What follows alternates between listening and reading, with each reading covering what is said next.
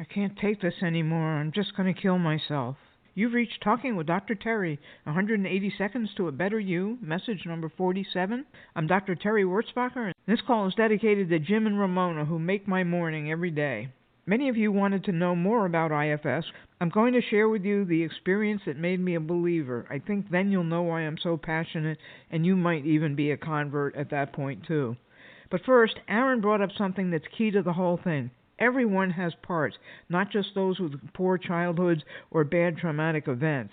He brought up a situation in his very loving and caring childhood where he wasn't as good at something as one of his parents wanted him to be. He created a defensive response, which is a protector, that led him to being a perfectionist in some areas.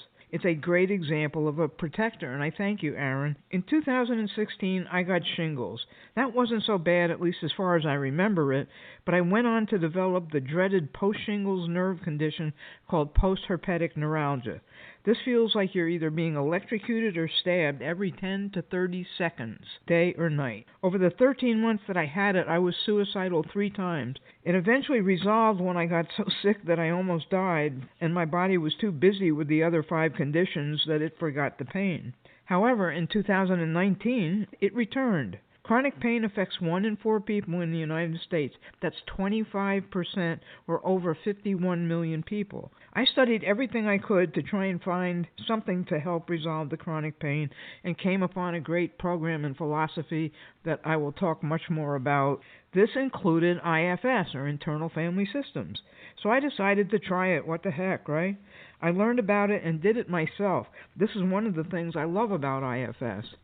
When I went in, which means kind of getting into a meditative state, but not totally, I found a part that was representing my father. This part was standing guard outside a cave in his army uniform, holding a rifle with a bayonet. Inside the cave was a little baby, which was me. My father was protecting me by stabbing anything he thought was a threat to the baby. And since I had a very dysregulated nervous system, everything represented a threat of some sort. His method of protection was stabbing people with the bayonet.